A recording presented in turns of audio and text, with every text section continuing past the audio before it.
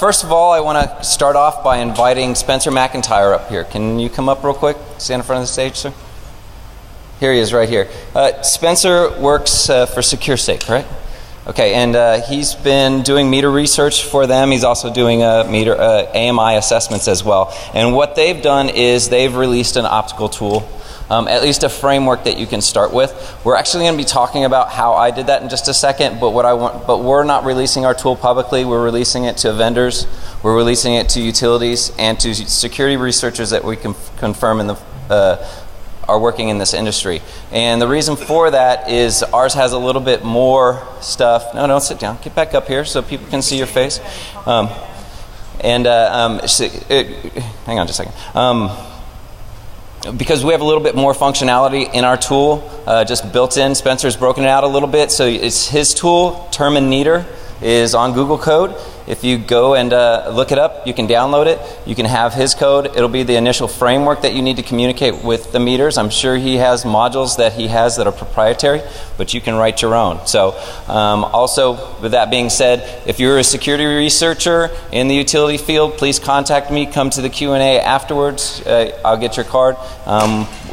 We'll research it, and we'll get you our code as well. So Spencer McIntyre, everybody, he's done a great job. If you haven't seen EekPeek, you should check that out as well. I use it in all of my wireless assessments. Thank you.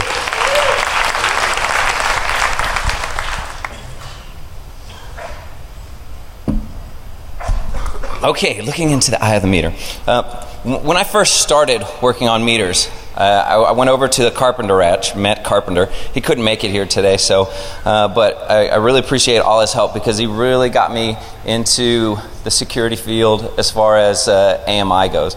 And I'd never done hardware before, so when I came over to the Carpenter Ranch, he said, pick up that smart meter and take it apart. But as soon as I picked it up, the first thing I noticed were 2 IR LEDs on the front of it, on the face of it. I'm like, what are these? And he said, well, when the field technicians have to make a modification to the meter, what they do is they try to contact it with the radio because they all have radios in them. Okay? But if they can't contact it and it's some type of condition that they don't want to pull the meter off, lots of rain, really hot and they're really sweaty, blizzard conditions, what they'll do is they'll use the optical port to either pull data off or reconfigure it. I was like, oh, that's cool. Can we talk to it? And he said, well, you can get the vendor software to speak with it, but all that lets you do is to program it and to read the configuration of it. Each meter that you have has specific software that you have to register with the manufacturer to get. I was like, well, that sucks. I just want to run stuff on it. It's like, yes, that's what we want to do. I was like, okay, who's done this before? Nobody's done this before. So ever since I started working on the meters, that's been winking at me. And that's why I called it looking into the eye of the meter. Now, I'm Cutaway. Some of you know me as Don Weber, but I'm Cutaway. I came on in Guardians because I learned things very fast, and we needed somebody to spin up on hardware so that the utility industries knew what their publicly facing devices, what kind of threat they pose to their whole infrastructure. So that's what we decided to help them with, and we've been really successful. This is the talk that I was going to give at ShmooCon. Okay, I was going to give it probably to about 100 people at ShmooCon. Looking around here and counting the people who are at Black Hat, I've now reached out to probably over 1,000 people. So thank you very much for coming. It's awesome. It's way better than that. I would have loved to give it, but somebody contacted us. I gave this out. I gave the presentation out 2 weeks before I did the presentation. I gave the code out about a month before. I actually got vendors responding with code updates and with requests for modifications to the slide deck so that I was more accurate. But one company didn't feel comfortable with moving forward, wanted to speak with us more, so that's what we did. We pulled the talk so we can talk with them, and then obviously we've made them feel better because here we are today. Now, this slide was in the first one. I've updated one bullet in this because of something that somebody asked me, and it was actually something that needed to be in there. But I'm not going to talk about specific meters or specific vulnerabilities in specific meters. We're not going to mention vendors because we don't really need to. Smart meters are smart meters. There's about 6 or 7 different types out there if you just count the main ones. And you're going to find stuff. We're going to talk about stuff that is a concern with all of them, but they don't apply to each one. And therefore, you have to look at each one slightly differently. It's just like any other embedded device. So we're not going to talk about those vendors. We're not going to point out anything specific, but we're still going to get some good education. What's AMI? AMI, excuse me, Advanced Metering Infrastructure. It's the whole solution. We'll talk about it in just a second, from smart meters to the back-end servers. Now, meters are designed to be on the side of your house.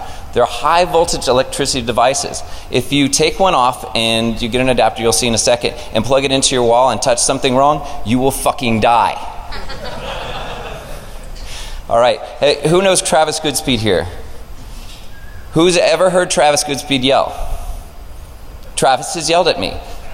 I started reaching for a meter, actually that was taken out, as I was reaching for the meter, he said, "What the fuck are you doing?" I'm a Marine, okay? I jumped. Dude, Travis just yelled at me, okay? But it made a point. If you don't treat it with respect, you're going to kill yourself. I've seen Atlas get shocked. I've seen Q get shocked. I've seen Matt Carpenter get shocked.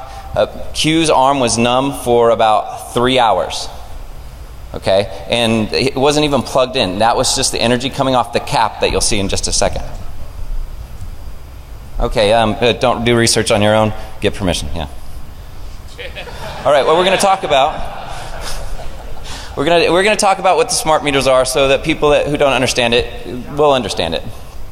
Okay, then we're going to talk about what security researchers are looking for, but I say criminals because that's exactly what we're looking for. We want to figure out what the criminals are doing, okay? And they're going to look at it just the same way we're doing. So we're going to outline those steps, and you'll be able to understand the risks associated with that.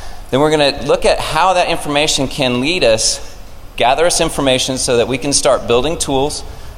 We're going to build assessment tools. Some people are going to build attack tools. And then we're going to talk about the optical tool, and if we get to it, some of the mitigations. And if I don't get to it, let me say it now. The mitigations that I have in these slides are already implemented out there. That's why I feel comfortable talking about this. They're not all implemented by every solution, but just like everything else, people are trying to build a good solution. They're doing their best, and it's stuff like this that's helping them understand it and get other mitigations built in. Now, the purpose for this presentation is to get the word out. I want to educate people. I wanted to educate 100 people at ShmooCon, but now I've got to educate 1,000. So I'm happy. But I've also educated the vendors. They've started talking completely differently about their solutions now, just from that one talk getting canceled. I wasn't scared about talking about this because we had released the AMI attack methodology back in 2009.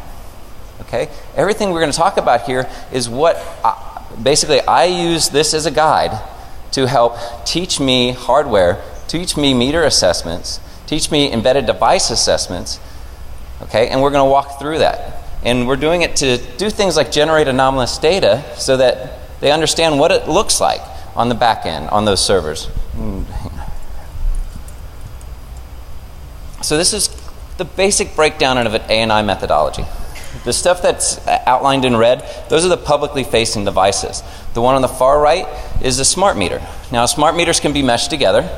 They either communicate over 900 megahertz, communicating with other meters and with the aggregators that are on the pole top, or they've got network interface cards that have cellular modems in there, so 2.4 gigahertz. And those won't need an aggregator except for in remote locations, and those will just talk back directly to the cell tower. But we're concerned with all of those things in the red. The rest of this stuff, the cellular network, the edge resources like the routers and the firewalls back into the internal, that's just like a network. Okay, that's just a business network. We do the same types of assessment, helping them do web assessments, database assessment, looking at configurations of the different stuff on the internal side. But we're talking about the external, publicly facing devices. So what are the criminals going to want to do? Well, let me tell you this. We've got 5 bullet points up here. Utility industry has been doing this for 100 years. They've got a list that's about 4 times this long of the things that they're concerned with, okay? All right, so free energy. Every time I talk to somebody, I'm like, yeah, man, I do research on smart meters. And they're like, oh, man, can you get me free energy, dude? What's up?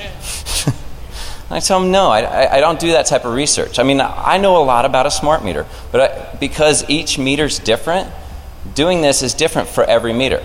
But it has been done. Criminals are doing this.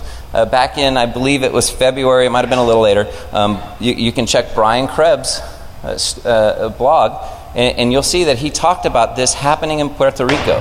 What happened is that there was an FBI report, investigation into utility stealing energy down in Puerto Rico.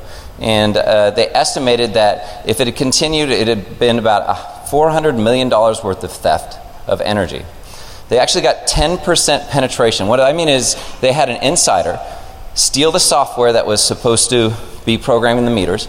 They knew the password because it never got changed. And they were able to modify 10% of the meters in Puerto Rico so that businesses and residents got cheaper electricity. So it has occurred. This is a problem, but it was completely ignored because it was suppressed by the FBI. Okay? So that's why that's one of the things we're trying to help people understand. Corporate espionage, it is a concern. If you can understand the consumption of a business at a certain point, a critical point, are they going to make their deadlines? If you need to understand that, are they working on something new and something good? Okay, they probably don't want you to be able to read that data off of there. But if you can't tell from the tools that are provided to you by the manufacturer whether or not that information is accessible without a password, you need something to help you understand that. Therefore, another reason for our tools. Access to the back-end resources. That's a given, okay? Can somebody take a meter, take an aggregation point, and can they get to the servers on the back end and insert shellcode, okay? But also, they're just like any other business. They try to consolidate resources. So their SCADA devices, the stuff in their substations, those potentially could be communicating through the aggregators, all right? So can I hop from a meter, can I do something to a meter and hop over to their SCADA network? So they're concerned about that. Kinetic attack, I have to explain this one a lot, and a lot of people don't have their heads wrapped around this very well. I say, yes, I can disconnect your meter, and the first thing they say is like, well, I can hit it with a baseball bat. They actually call it the baseball bat attack. Or they say, well, I can drive a truck into it, a truck into the substation. Okay, yeah, you can do that. But when you walk up to the meter, if I change it via the optical port, the configuration, if I turn it off via the optical port, which one can you tell happened? The one that has been beaten up with a baseball bat, or the one that has been changed via the optical port? You're going to know instantly. And here's why it's a big deal. They hate these pictures. These 2 pictures right up here, they hate them because I'm pointing out that there's a residential meter. Commercial meters don't have a disconnect, okay? But residential meters do. So I can disconnect, and that means you turn off the power. Now I can, if I am able to do this, if I have the security code, and you do need that, and I know which function to run, I can turn Sprint off on this cell phone tower. I can't turn the other 2 off because they're on commercial meters. So they need to understand where they're deploying these types of devices. And then they turn to me and they say, oh, well, we just turn off that functionality. Well, you just use a function to turn that functionality off. So I turn the functionality on, and then I turn the meter off. Thank you. Okay, so, and then obviously we all know about hacktivism. We talk to people a little bit. People are getting more educated about that, but at the same time, they're going to use any resource they have to meet their agenda. Okay, we are talking about smart meters, but this is what kind of a good example of an aggregator on a pole top. The concern about these things is that they're high up on the pole. They're connected to the power lines usually. Okay, and does anybody here want to steal a transformer? Because you'll probably fucking die. I saw the hand go up. I saw you. So, what do you need? You know, you might be able to pull copper out of there or something like that. So somebody may do it if it's not energized, okay? But when they figure out that there's network capabilities on the pole top, you don't think that they're not going to go for it? I can sweep those lines really easy.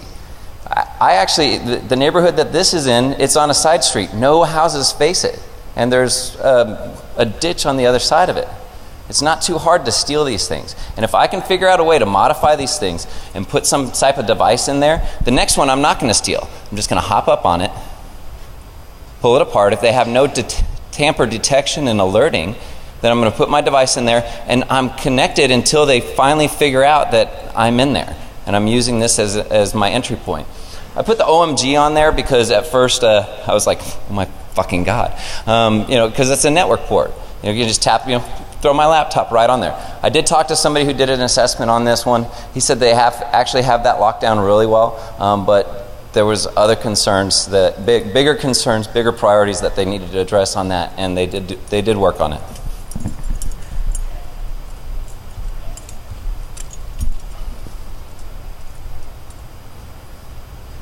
But only one of them winks at you. At least one winks at me. You know, every time I pick it up, it's still, hey, I need you to talk to me. So how am I going to get a meter? Well, I call the meter vendors and ask them to give me one. That's how I do my research. Sometimes they're nice, sometimes they're not. But how are criminals going to get it? Well, they're going to pay some crackhead $5 to go out there and pull this meter off, okay, and toss it in the back of the truck, and they're going to drive off. But they can do it themselves if they want to. If they don't, then they have somebody else do it. You know, I mean, this is freaking dangerous right here. But it's just, I mean, even if it's locked, if they don't have a tamper alarm, or who cares if they have a tamper alarm, because they're not going to come pulling up to me within 2 minutes. They're not, their meters are, there's too many out there. And then you take them home. You know, you don't have to plug them into your house to work on them. That's the actual example of an adapter that I was talking about. You don't want to take a smart meter and just plug it into this, because it's still not protecting you. So please still be careful.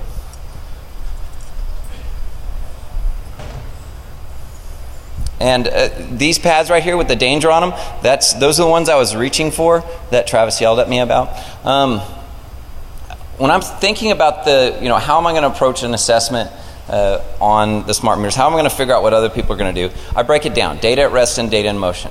You have your microcontrollers, you have your memory devices, you have your radios, and that's data at rest.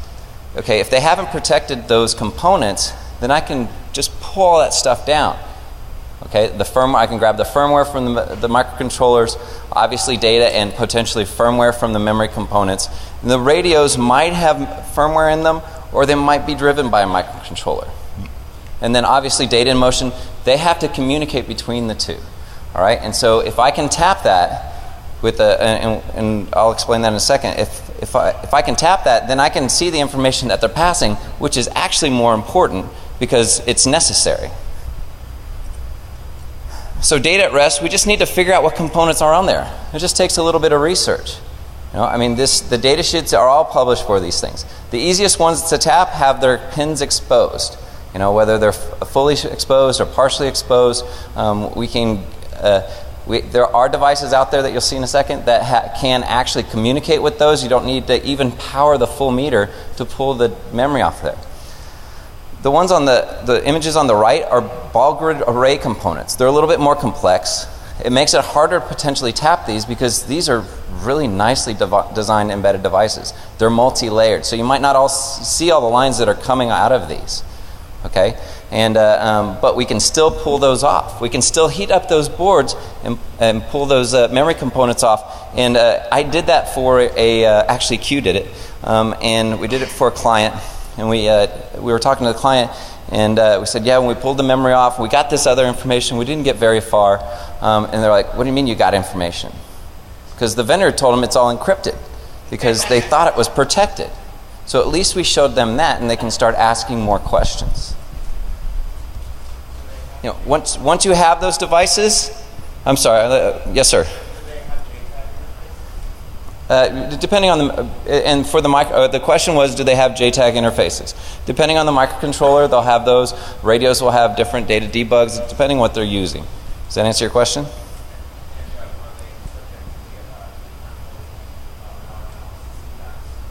The question was, are they subject to differential power analysis attacks?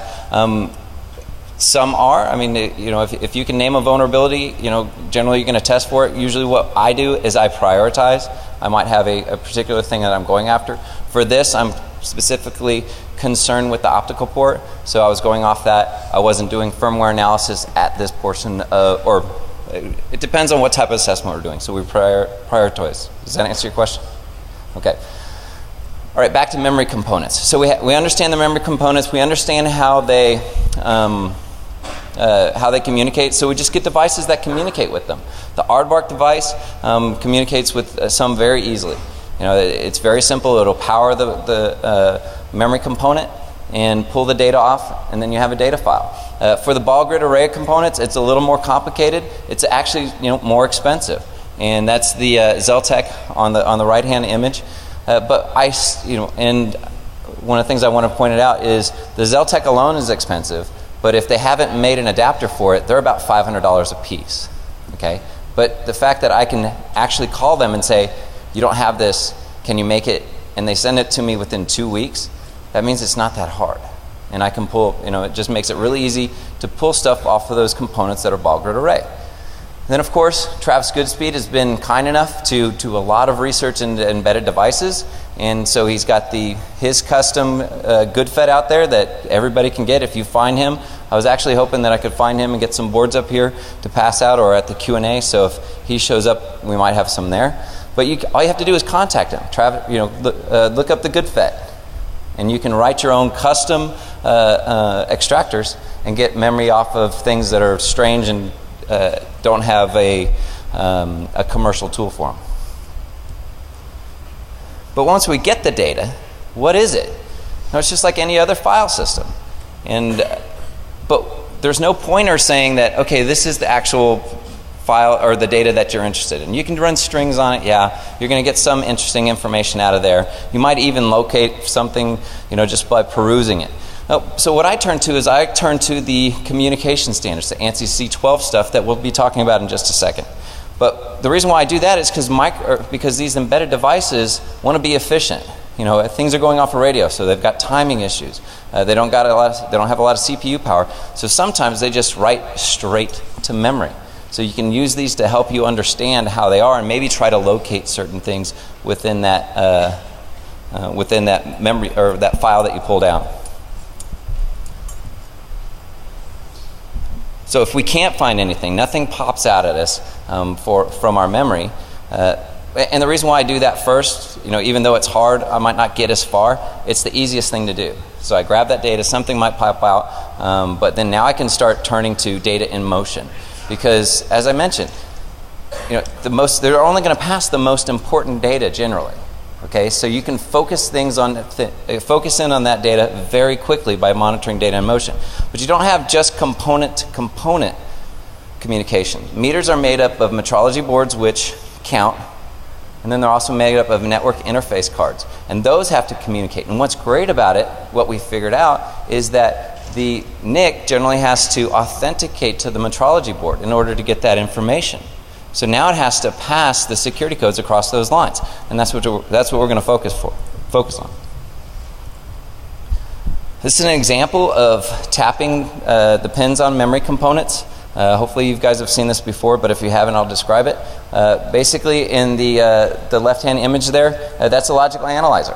I prefer the Soleil logical analyzer. It's small, it's easy to carry, and it works really well. It's got some really good analyzers you'll see in a second. But basically, it's just we tap into the pins. We use the micro grippers to monitor each one of the pins so that we know what's going across those pins at any one point in time. And actually, what the image that you see right here is the microcontroller driving the radio, which is this really small chip, because the radio doesn't have enough memory to keep that. So the microcontroller has to manage it. It has to send it the next hop, the next hop. Who understands frequency hopping? Okay, if you monitor these lines and you save them off to a file, now you have the hopping pattern for that particular radio. Now you can start using that for your analysis into other things like finding patents, understanding how they're generating that hopping pattern. And if you can do that, now you're getting into the next phase that I really want to get into, and we're already working on that. The right-hand side, if I can't get the micro grippers on there, if it's just line like the BioGrid array components, or they're really small, I can't get the grippers to grip onto there, then I'll tap with the hypodermic needles. Okay, it's really good because it's got that point and it'll grip on there. Okay, but the problem with both of these things is that if I tap this with my elbow or my knee when I'm standing up to go do something, all of that stuff pops off. And you don't know how aggravating it is doing this for trying to get those hypodermic needles on there for 30 minutes just to look up, bump it, and have to do it all again. So it's really tough. So what we do is we look for debugging pads. Most of the debugging pads are for JTAG interfaces, to reprogram microcontrollers so that the developers have an easy way to push firmware up into the memory components. But when we're going board to board, sometimes we have those as well. And the board-to-board is going to show the communications that's passing between the NIC and the metrology board. And so we solder on that. And we pull those lines out onto our breadboard. And now we've got a more persistent connection. And we can put our logical analyzer on there. And if we understand how it's communicating, we can get devices and connect to those lines as well. So in the right-hand image, you see my logical analyzer. So I'm still analyzing the lines. But I'm also putting an FTDI chip in there because I know it does serial communications. And now I can use this. It's important, that's why I'm bringing it up. I can use this for serial communications. Because once I get to this point, now I can do man in the middle. I've got the lines that are coming out. I don't have to reconnect those lines. I can make those lines go anywhere. So I can pass either of those components any data that I want. I can let them communicate to each other if I want. But in order to do that, I need to understand the communication standards. And I did have to buy these. I don't think a vendor ever gave me one, but so I did have to buy them. But they're only $200 a piece, so it's really not that big deal. Or you can. I tried to search for them for this talk online. I couldn't locate them specifically. So C1218, that was their first stab at it. And this is so that they developed this so that they can have interoperability. So they have multiple manufacturers developing things and they all communicate the same way. Even though we all know how that works, they do it slightly differently at every organization. So C1218, it's not secure. It passes the security code, the password in the clear. All the other communications is in the clear. But it was their first start. It's actually a really good protocol. C1221 was their attempt at securing it more securely. And what they did is they used desencryption to pass a token between each other so that they had mutual authentication. But they had two problems with this standard, besides the des part, is that everything passed after that mutual authentication is in the clear. So I still see the security code. But as a part of the standard, the mutual authentication is optional. So to say that you're doing C1221, all you have to do is say that you're doing it. You don't have to do anything else. It's a fucking lie. Excuse me. So their answer to that was C1222. They worked really hard at creating a standard so that that supported networking, TCP/IP. You can do C1222. The problem is that they selected a encryption protocol that had not been approved by NIST. NIST didn't approve it because it's vulnerable to attacks of if you send I might have this wrong, but I'm going to try to do the best I can. If you send small packets, 1-2 bytes, it's vulnerable to brute forcing the key. But in this protocol, you're never going to send anything, I think, less than 8 bytes. So it's not vulnerable to this attack. But because it's vulnerable and NIST won't approve it, therefore none of the vendors will implement this until NIST says they okay, because they're working on interoperability standards. So now ANSI has to go back, fix this. It'll probably be about 2015. Then the vendors can start doing the development, so those meters will get C1222 in about 20 years. I'm just kidding. I'm sure somebody's working on it, but. Dingo ate my baby!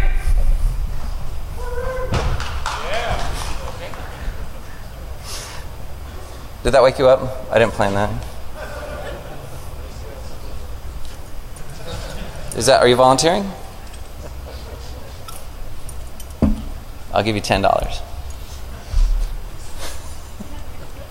Okay, so looking back to our logical analyzer, talking about the communications, this is actually the output from Celea logical analyzer, and you're seeing actually the identification service response packet here. Okay, and this is where they say they're going to do C1221. They just changed that 1 byte. Okay, but what's important here is that the logical analyzer tells me what's going across these lines. As long as I configure it correctly, then it's smart. And it's just, for this right here, it's just async serial. The NIC and the metrology board are just communicating via async serial. And what I can do is I can not only use the analyzers to show me what the data it's parsing, but I can export it to a CSV file. And then you know where I'm going there. How does it look? Because I've got low res. Okay, good. It came out good. So now I can start labeling the packets. Okay, when I first got those standards that I was talking about, I read those for about 2 weeks because I'm really good at analyzing documentation and writing protocols and communications and stuff like that, and it completely baffled me. I was new to it, but as soon as I got this output, and as soon as I can start labeling these bytes, I'm like, oh man, now it makes sense. This is freaking awesome. I know exactly what they're doing. I knew every part of that packet. What's great is, then I merge the files, because you export the receive pin, then you export the transmit pin, and you can merge these files. Now you can see the full conversation, the request and response, the NIC card logging in, the metrology board saying okay, so identification, negotiation, log on, security. Woohoo! That's a security code. Now I know how to log in. And if they're using that code for the optical port, that's what I'm hoping. Okay. Probably the next most important thing is the actions. So the read, write, run procedures, because those are still kind of hard to understand, but also every manufacturer does it differently. So if I can see them, how they're doing their actions, now I can start programming that myself. And as I'm sitting there looking at these things, I'm sorry, let me talk about this real quick. The first tool in my toolkit is a basic parser. That will take both of those files, merge them together, mark all that stuff, because it takes a long time to do all of that by hand. So that was the first part of my toolkit, to speed things up. And as I'm writing that, and I'm looking at it, I'm like, wait a minute. When I was working with Atlas, working on the MSP 430 disassembler and emulator, he told me, when you're working with Python, tables are the best way. Tables are the fastest things to reference. I'm like, holy shit, I've got tables. Because every response and request is exactly the same. I mean, there's a slight difference. There's a control byte, but I can account for that. It's exactly the same. So I can just write tables of tables. And if I can write the tables of the communications, I know what's coming back. Now I can start generating my tools. Now that I have a persistent connection, now that I can start writing tools for that, I have an advanced persistent tether. Okay? I can communicate with the device. I can send things to it and see what kind of response it gives. And if I do this correctly, if I just think about what normal replay attacks do, you just send a packet. And in this case, I didn't care what it returned. Well, I cared about what it returned, but I monitored to see what that response was. I didn't modify my behavior according to that response. And so I would send a packet. I would send that logon packet, the negotiate packet, and all the way up to the security packet. If it came back and when I analyzed what it was sending in return, I logged in correctly. So now I've got a man-in-the-middle attack, or a replay attack, excuse me. So now I can receive responses via the logical analyzer, understand what's going on, know that I'm doing it right, and now I've got a hardware. This was the second one in my toolkit. A hardware client to communicate with the meter, log in, see what those configurations are, and do it over and over again in a repeatable process. But I still have wires coming out of it. This is just in my lab, on my desktop. I'm still not getting that full communication. What's great is that those meters, once they're powered, they will connect back to the radio tower. So potentially, they're still communicating with that meter if they haven't turned it off. Okay? So things could be still passed on there. But, it's not the side of my house. I walk outside, I walk by my smart meter, and it's weaking at me madly because I want to talk with that optical port. Can I borrow your microphone for just 30 seconds? How many of you are in here? How many of you in here are going to stay for the next talk in this track, Tenacious Diggity? Raise your hand if you're staying for that talk. How many of you are planning to go to FX's talk? Shit, would you help me count? All right. All right, you're done. Thank you. Everybody give him a big hand. Thank you, sir.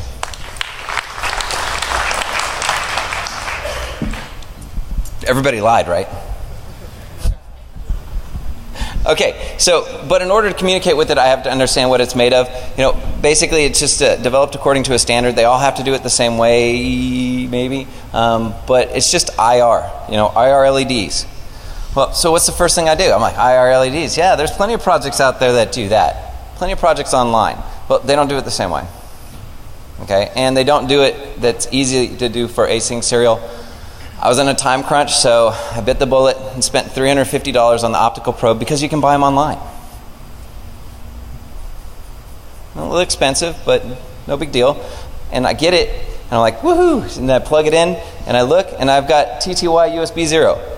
USB to serial. Woohoo! Because my FTDI chip, the one that I'd been sending for my hardware client, was the same thing. So I'm halfway, I'm even closer. I'm one step closer because I don't really have to modify that much more. $350 is kind of expensive. I did try, there is an open source project out there that somebody set up, but they didn't outline the pins to a normal serial that I'm used to. I'm not really good at modifying boards just yet. So I contacted the people that make one of the IR dongles, IguanaWorks. Actually, we helped fund some of this research, and they were able to get an initial production. It doesn't quite work just yet, but what's great is not only do they have USB, but we also made a module that has a serial out. So now I can plug in things like an XB module that you see right here, a cellular modem. Now I can start making wireless optical probes. People are already doing this. $350 expensive. This will probably run between $50 and $75 if they told me correctly.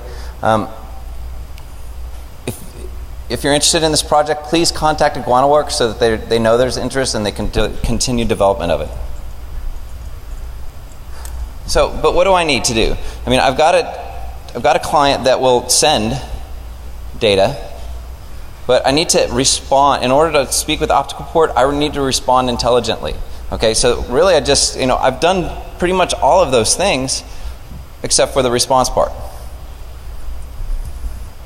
And so that's what I did.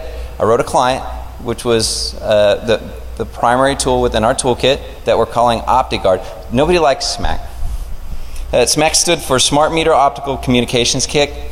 I thought it was okay, but we decided to change the name to OptiGuard so that the utilities would, not think it's mean. We were actually going to name it the Smart Meter Optical Assessment Toolkit, SMOTE. They didn't like that either, so we went with OptiGuard. Thank you, John Sawyer. Okay, if you weren't in here before, get permission. Okay, so the optical client.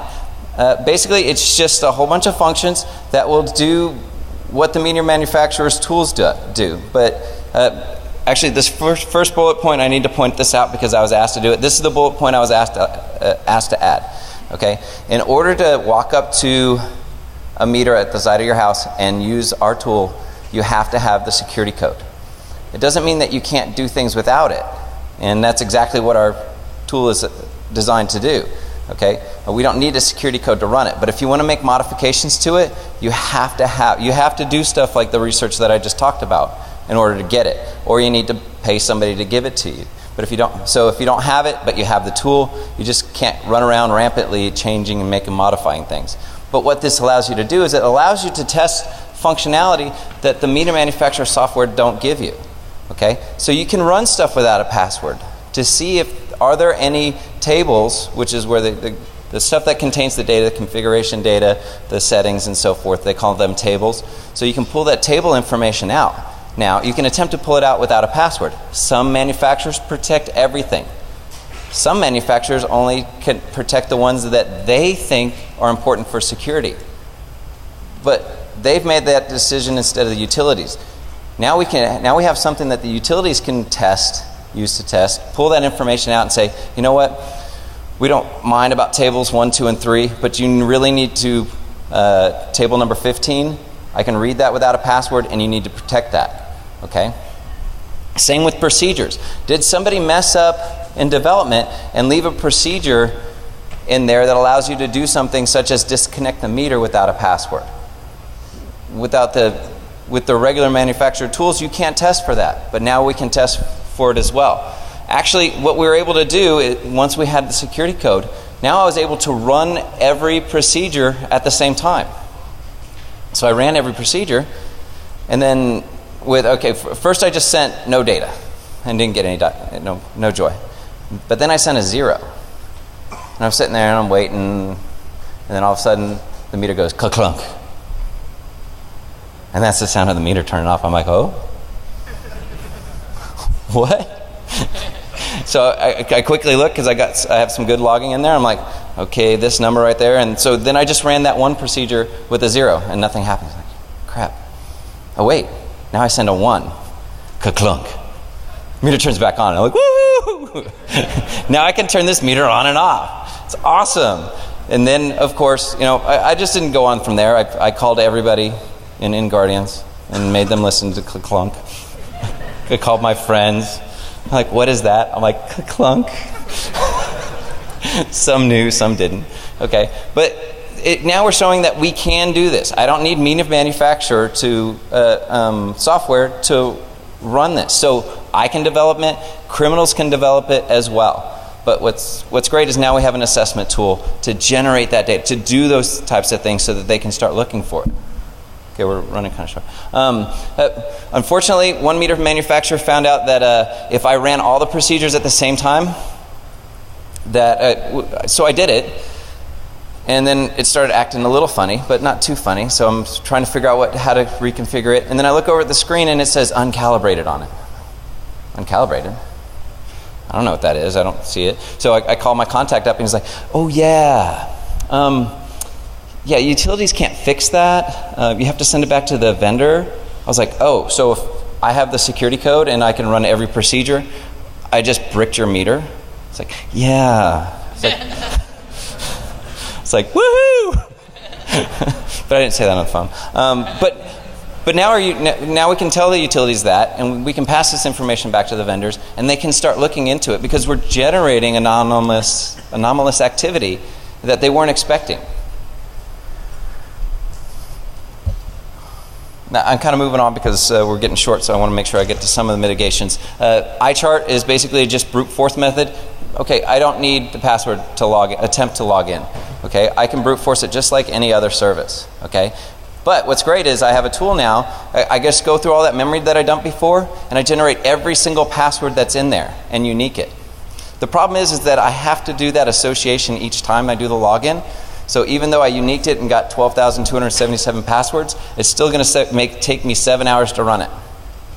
And I've never actually gotten my tool to run for more than about 20 minutes consistently. I mean, I can build some smartness into it and just restart it. But that's kind of important for utilities to know. Okay. Now, can they detect those brute force logins?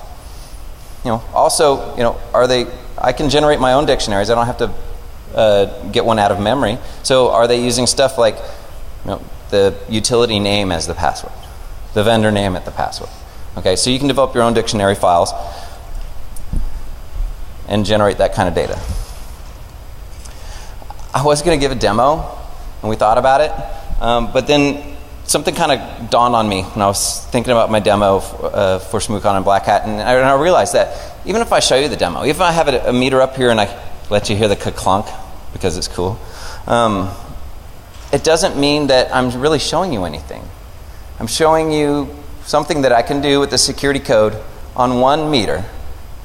Okay, and and there's at least 7 different types of meter manufacturers out there, and they all develop multiple types of meters.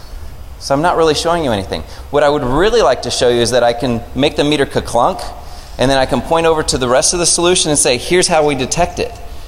Because that's what I did. I got on the phone with one of my clients, I turned the meter off, and he's looking at his logs and he goes, I can see it. I'm like, screenshot that. I'm like, woohoo! I mean, it was my biggest woohoo, because now I've actually shown that they can make those. Once I make a configuration change out in the field, something that's unauthorized, now their operators can identify it on the back end. Now they can create incident response procedures.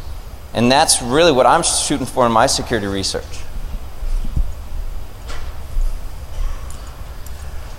Mitigations, as I mentioned, most people do a lot of the mitigations that are going to be outlined right here. Residential, we talked about the residential meters, making sure you put those in the proper area. Actually, deploying 1 million meters and having 1 million different passwords is probably another security vulnerability. So, but you can still do it intelligently. So we talked to them about that. Obviously, we just talked about incident response plans. Tamper alerts, on the smart meters, maybe not so much because there's so many out there, but definitely on the aggregation points, for the pole tops, you want to do that. Encryption has to be done properly. We all understand that. Configuration integrity checks, we just talked about that. Some people break the standard a little bit just on their meters. They send an authentication code, but what's great about that is I can still assess it. I can still build into my tool kit the method to pass the token. But what they do is if you pass the wrong token, they immediately shut off the optical port for a period of 20 minutes. So it makes it really difficult to work on those. So, start thinking about different things if you're going to be researching this. I already thought about, the wireless optical port readers. We talked about that with the Zigbee. Optical spraying. Okay, if I'm standing 10 feet away from a meter and shooting IR at it, because I know the timing now. Okay, if I do that and I never touch the meter, did I do anything to the meter? So, thinking about that, making people understand that. The wireless sniffers that we talked about, putting in the aggregation points and putting, they could probably detect the ones that are in the meters, but the aggregation points are really my concern for the sniffers that you just put in and leave them in place to send data back to you. And then obviously the frequency hopping, that's probably the next big concern. Being able to do this type of stuff and get that radio information to understand so that you can do all of this stuff wirelessly via the radio, that's something that I'm really interested in and we're working towards. I mentioned that the vendors helped us. Ed Barrowset from Elster,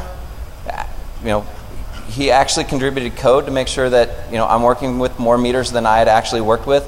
Robert Former from Itron is constantly encouraging me, and he actually worked very hard to make sure that our toolkit is being used by their research team, that their developers understand it, and they know to talk about this stuff as well. And then we're getting great positive feedback from a lot of the vendors, except for 1 or 2.